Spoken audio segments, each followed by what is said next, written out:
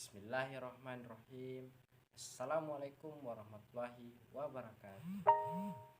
Bagaimana kabarnya adik-adik? Apakah sehat semua ini? Ya, terlebih dahulu sebelum Bapak memulai pembelajaran hari ini, marilah kita berdoa bersama dan berdoa dalam hati. Berdoa dimulai.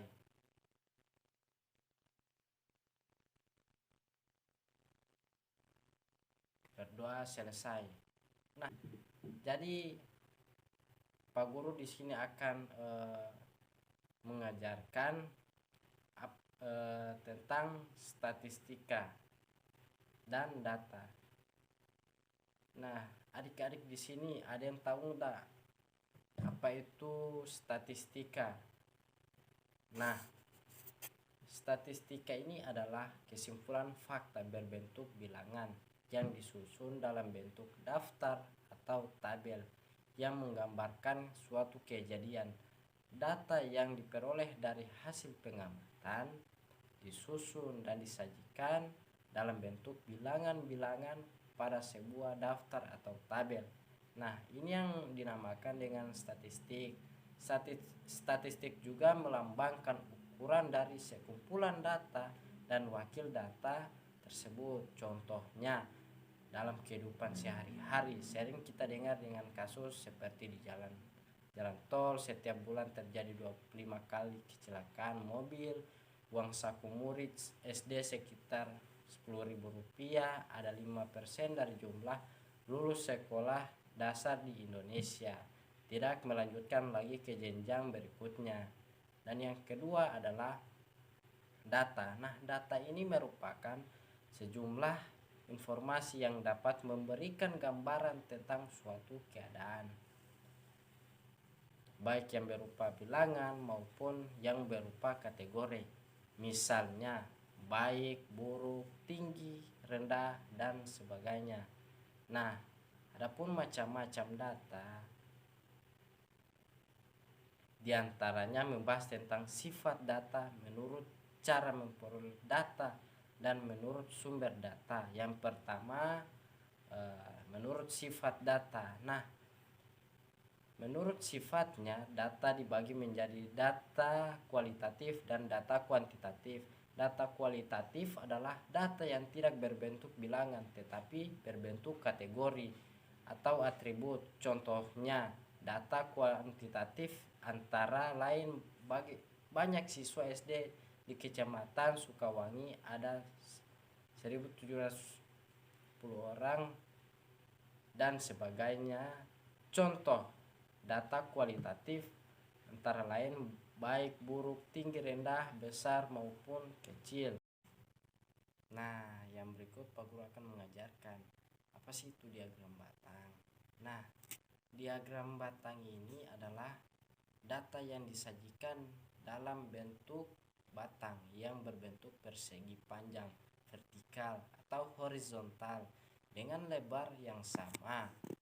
Contoh nilai ulangan matematika yang diikuti oleh 40 orang siswa. Nah, di sini ada data-data nilai siswa dari angka terkecil sampai angka terbesar. Nah, bagaimana kita menyajikan data tersebut dalam bentuk diagram batang? Nah, di sini ada cara penyelesaian. Untuk mempermudah data tersebut, terlebih dahulu disajikan ke dalam bentuk tabel. Hasilnya seperti tabel berikut. Nah, adik-adik bisa melihat gambar di samping ini.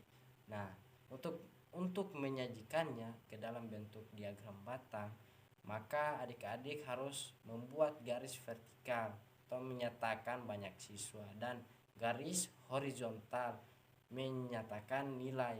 Lalu buat persegi panjang setiap nilai yang tingginya disesuaikan dengan banyak siswa atau frekuensi.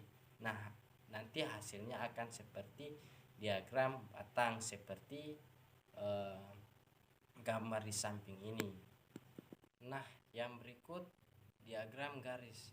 Nah, diagram garis digunakan untuk menyajikan data yang menunjukkan perkembangan suatu data dari waktu ke waktu.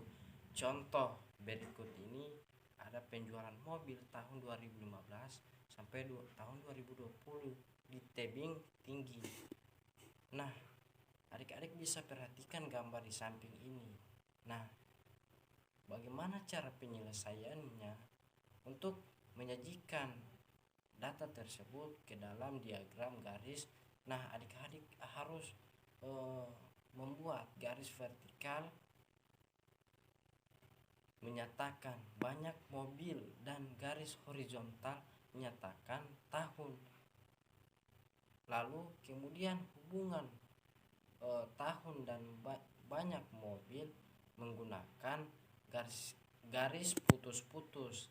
Nah, pertemuannya berikan tanda nokta atau titik. Selanjutnya hubungan titik tersebut sehingga diperoleh diagram garis. Nah, adik-adik bisa memperhatikan gambar di samping ini.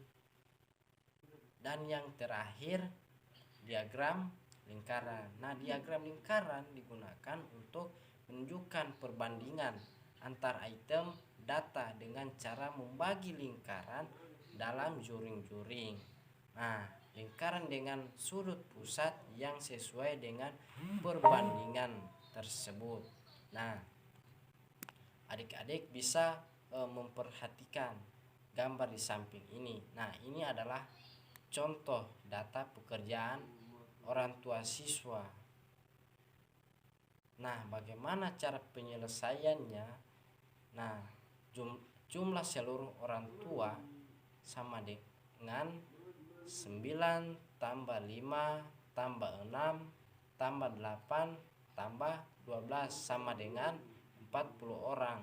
Lalu hitung presentasi dari masing-masing pekerjaan. Misal di sini ada petani. Nah, di petani ini ada 940 kali 100% sama dengan 22,5%. Dan TNI atau Polri 540 dikalikan 100% sama dengan 12,5%.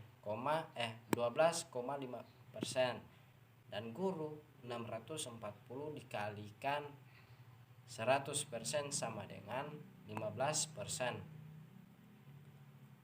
Buruh 840 kali 100% sama dengan 20%.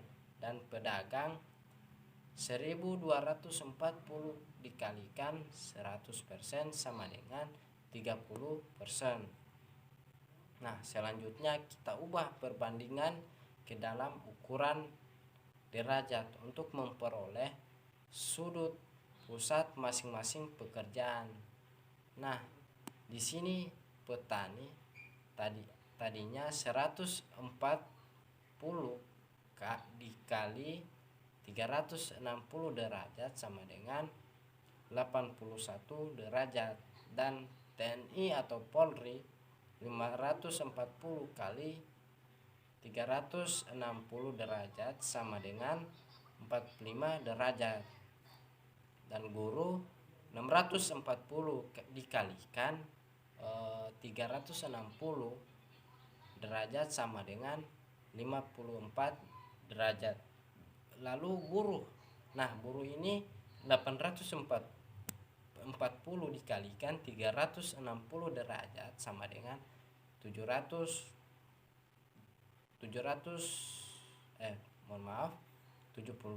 derajat. Dan pedagang, nah pedagang ini 1240 dikalikan 360 derajat sama dengan 180 derajat. Nah, lalu adik-adik membuat lingkaran dan bagi daerah lingkaran berdasarkan sudut pusat masing-masing pekerjaan hasil. Nah, sebelum kita pulang, Pak Guru di sini akan memberikan soal dulu ya.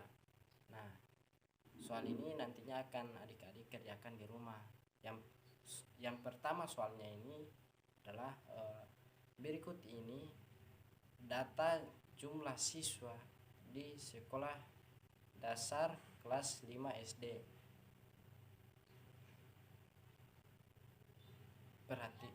Lalu adik-adik perhatikan gambar di samping ini. Nah, ini adalah data.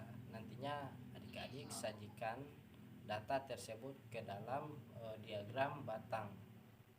Itu saja dari Pak Guru. Lebih dan kurangnya Pak Guru mohon maaf. Sebelum kita pulang, marilah kita berdoa. Berdoa mulai. Berdoa selesai. Nah, mungkin itu saja. Assalamualaikum warahmatullahi wabarakatuh.